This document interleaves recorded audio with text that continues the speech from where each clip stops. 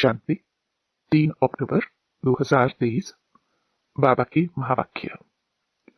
मीठे बच्चे, गृहस्थ व्यवहार में रहते सबसे तोड़ निभाना है, नफरत नहीं करनी है, लेकिन कमल फूल के समान पवित्र जरूर बनना है। प्रश्न, तुम्हारी विजय का डंका कब बजेगा? वाह वाह कैसे निकलेगी? उत्तर, अंत समय, जब तुम बच्चों पर माया की ग्रहचारी बैठना बंद हो जाएगी, सदा लाइन क्लियर रहेगी, तब वाह वाह निकलेगी, विजय का डंका बजेगा। अभी तो बच्चों पर ग्रहचारी बैठ जाती है, विघ्न पड़ते रहते हैं, 3 पैर पृथ्वी के भी सेवा के लिए मुश्किल मिलते हैं, लेकिन वह भी समय आएगा जब तुम बच्चे सारे विश्व के मालिक होंगे। गीत धीरज धर मनुआ। ओम शांति। बच्चे नंबरवार पुरुषार्थ अनुसार जानते हैं कि अभी पुराना नाटक पूरा हुआ है, दुख के दिन बाकी कुछ घड़ियां हैं और फिर सदा सुख ही सुख होगा। जब सुख का पता पड़ता है तो समझा जाता है यह दुखदाम है, वास्ट डिफरेंट है। अभी सुख के लिए तुम पुरुषार्थ कर रहे हो, समझते हो यह दुख का पुराना नाटक पूरा हुआ है। सुख के लिए अब बाप दादा की श्रीमत पर चल रहे हैं। कोई को भी समझाना बहुत सहज है। अभी बाबा के पास जाना है, बाबा लेने लिए आया है। गृहस्थ व्यवहार में रहते कमल फूल समान पवित्र हो रहना है, तोड़ जरूर निभाना है। अगर तोड़ नहीं निभाते हो तो जैसे सन्यासियों मिसल हो जाते। वह तोड़ नहीं निभाते हैं तो उनको निवृत्ति मार्ग हठ योग कहा जाता है। सन्यासियों द्वारा जो सिखलाया जाता है वह है हठ योग। हम राजयोग सीखते हैं जो भगवान सिखलाते हैं। भारत का धर्मशास्त्र है ही गीता। दूसरों का धर्मशास्त्र क्या है? उनसे अपना कोई ताल्लुक नहीं। तुम अभी गृहस्थ व्यवहार में रहते एक बार संन्यास करते हो, फिर 21 जन्म उसकी प्रारब्ध पाते हो। उनका है हद का संन्यास और हठ योग, तुम्हारा है बेहद का संन्यास और राजयोग। वह तो गृहस्थ व्यवहार छोड़ देते हैं। राजयोग का तो बहुत गायन है। भगवान ने राजयोग सिखलाया तो भगवान जरूर ऊंच ऊंच को ही कहेंगे। श्री कृष्ण तो भगवान हो न सके। बेहद का बाप है ही वह निराकार। बेहद की बादशाही वही दे सकते हैं। यहाँ गृहस्थ व्यवहार से नफरत नहीं की जाती। बाप कहते हैं यह अंतिम जन्म गृहस्थ व्यवहार में रहते पवित्र बनो। पतित पावन किसी सन्यासी को नहीं कहा जाता। सन्यासी खुद भी गाते हैं पतित पावन, उनको याद करते हैं। वह भी पावन दुनिया चाहते हैं, परंतु यह नहीं जानते कि वह दुनिया ही एक और है। जबकि वह गृहस्थ व्यवहार में ही नहीं है तो देवताओं को भी नहीं मानेंगे। वह कभी राजयोग सिखला न सके। न बाप कभी हठ योग सिखला सकते, न सन्यासी कभी राजयोग सिखला सकते। यह समझने की बात है। अभी दिल्ली में वर्ल्ड कॉन्फ्रेंस होती है, उनको समझाना है, लिखत में सभी को देना है। वहां तो मतभेद हो जाता है। लिखत में होगा तो सभी समझ जाएंगे उन्होंने उद्देश्य क्या है। अभी तुम समझते हो हम हैं ब्राह्मण कुल के, हम शूद्र कुल के मेंबर कैसे बन सकते हैं? वह विकारी कुल में हम अपने को कैसे रजिस्टर्ड कर सकते हैं? इसलिए ना कर देते। हम हैं आस्तिक, वह है नास्तिक। वह है ईश्वर को न मानने वाले, हम हैं ईश्वर से योग रखने वाले। मतभेद हो जाता है। समझाया जाता है जो बाप को नहीं जानते वह नास्तिक है, तो बाप ही आकर के आस्तिक बनाएंगे। बाप का बनने से बाप का वर्षा मिल जाता है। यह बड़ी गुह्य बातें हैं।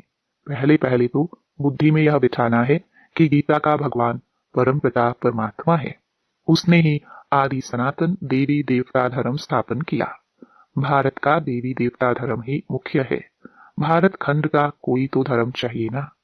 अपने धर्म को भूल गए हैं। यह भी तुम जानते हो कि ड्रामानुसार भारतवासियों को अपना धर्म भूल जाना है। तब तो फिर बाप आकर के स्थापन करे, नहीं तो फिर बाप आए कैसे?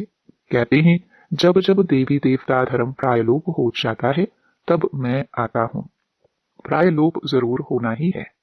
कहते हैं ना, बैल की एक टांग टूट गई है, बाकी टांग पर खड़ा है, तो मुख्य है ही 4 धर्म। अभी देवता धर्म की टांग टूट पड़ी है, यानी वह धर्म गुम हो गया है। इसलिए बड़ के झाड़ का मिसाल देते हैं कि इसका फाउंडेशन सड़ गया है। बाकी टाल टालियां कितनी खड़ी हैं, तो इनमें भी फाउंडेशन देवता धर्म है ही नहीं। बाकी सारी दुनिया में मठ पंथ आदि कितने हैं, तुम्हारी बुद्धि में अभी सारी रोशनी है। बाप कहते हैं तुम बच्चे इस ड्रामा को जान गए हो। अब यह सारा झाड़ पुराना हो गया है। कलयुग के बाद सतयुग जरूर आना है। चक्कर को फिरना जरूर है। बुद्धि में यह रखना है, अब नाटक पूरा हुआ है, हम जा रहे हैं। चलते फिरते उठते बैठते भी याद रहे, अब हमको वापस जाना है। मन मना भव मध्याजी भव का यही अर्थ है। कोई भी बड़ी सभा में भाषण आदि करना है तो यही समझाना है। परमपिता परमात्मा फिर से कहते हैं कि हे बच्चे, देह सहित देह के सब धर्म त्याग, अपने को आत्मा समझ, बाप को याद करो तो पाप खत्म होंगे। मैं तुमको राजयोग सिखलाता हूँ। गृहस्थ व्यवहार में रहते कमल फूल समान बन मुझे याद करो, पवित्र रहो, नॉलेज को धारण करो। अभी सब दुर्गति में हैं। सतयुग में देवताएं सदगति में थे, फिर बाप ही आकर सदगति करते हैं।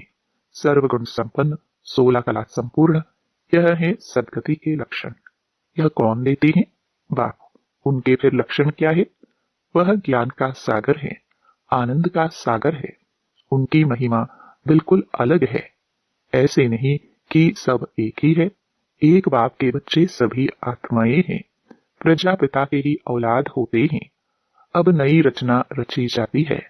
प्रजापिता की औलाद तो सब हैं, परंतु वे लोग इन बातों को जानते नहीं। ब्राह्मण वर्ण है सबसे उच्च, भारत के ही वर्ण गाए जाते हैं। 84 जन्म लेने में इन वर्णों से पास करना होता है। ब्राह्मण वर्ण है ही संगम युग पर। तुम बच्चे अभी स्वीट साइलेंस में रहते हो। यह साइलेंस सबसे अच्छी है। वास्तव में शांति का हार तो गले में पड़ा हुआ है। चाहते तो सब हैं शांति घर में जाए, परंतु यह रास्ता कौन बताए? शांति के सागर के सिवाय तो कोई बता ना सके। टाइटल अच्छा दिया हुआ है, शांति का सागर, ज्ञान का सागर। श्री कृष्ण तो स्वर्ग का प्रिंस है। वह है मनुष्य सृष्टि का बीज रूप। इतना रात दिन का फर्क है। कृष्ण को सृष्टि का बीज कह नहीं सकते। सर्वव्यापी का ज्ञान तो कह ना सके। बाप की महिमा अपनी है। वह सदैव पूज्य हैं, कभी पुजारी नहीं बनता। ऊपर से पहले जो आते हैं वह पूज्य से पुजारी बनते हैं। पॉइंट्स तो ढेर समझाई जाती है। एग्जीबिशन में कितने आते हैं, परंतु कोटों में कोई ही निकलते हैं, क्योंकि मंजिल बड़ी भारी है। प्रजा तो ढेर बनती रहेगी।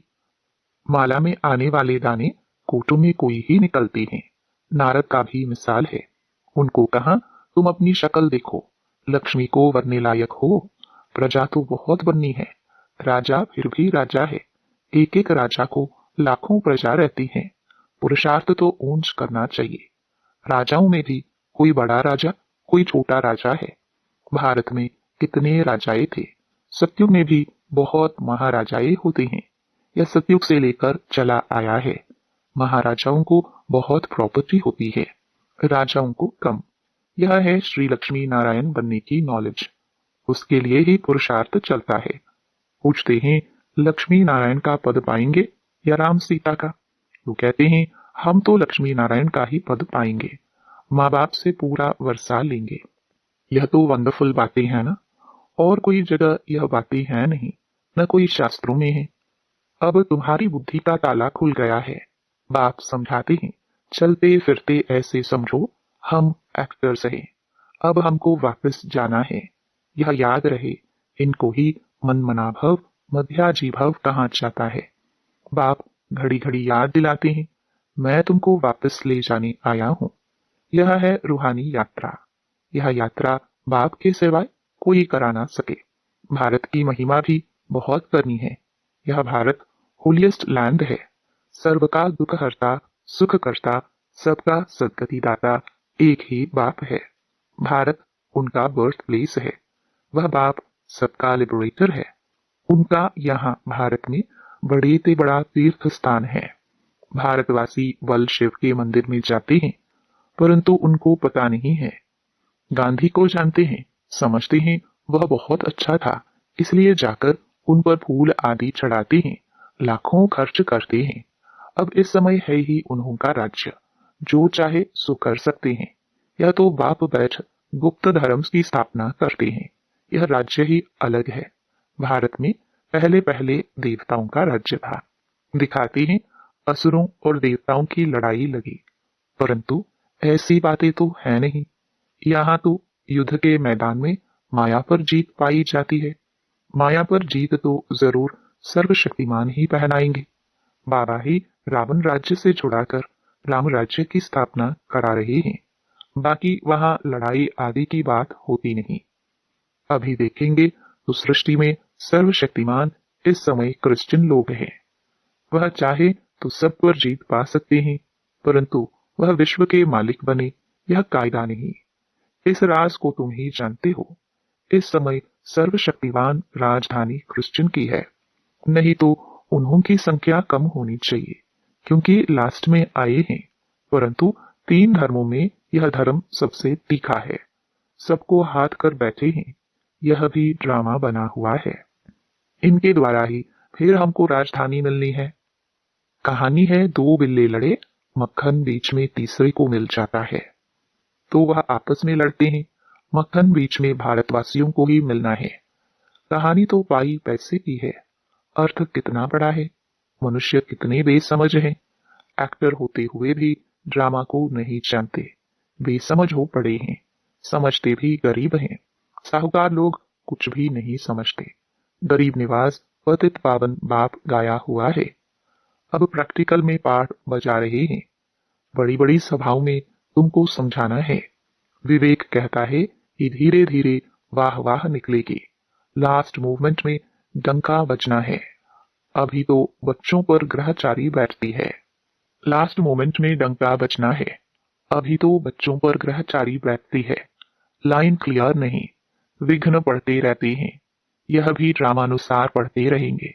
जितना पुरुषार्थ करेंगे उतना ऊंच पद पाएंगे। पांडवों को 3 पैर पृथ्वी के नहीं मिलते थे। अभी का यह गायन है, परंतु वह किसको पता नहीं है कि वही फिर प्रैक्टिकल में विश्व के मालिक बने। तुम बच्चे अब जानते हो, इसमें अफसोस नहीं किया जाता। कल्प पहले भी ऐसे हुआ था। ड्रामा के पट्टे पर खड़ा रहना चाहिए, हिलना नहीं चाहिए। अब नाटक पूरा होता है, चलते हैं सुखधाम। पढ़ाई ऐसी पढ़नी है जो ऊंच पद पाली दे।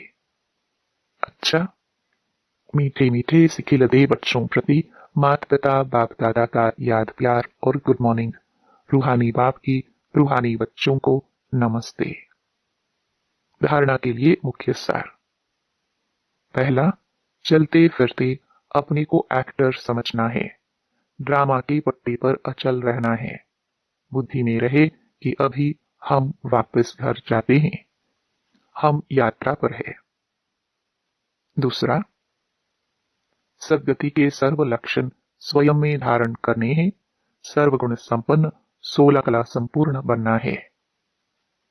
वरदान, संगम युग पर श्रेष्ठ मत द्वारा श्रेष्ठ गति को प्राप्त करने वाले प्रत्यक्ष फल के अधिकारी भव। संगम युग पर श्रेष्ठ मत के आधार पर जो श्रेष्ठ कर्म करते हो, उसका प्रत्यक्ष फल अर्थात सफलता अभी ही प्राप्त होती है।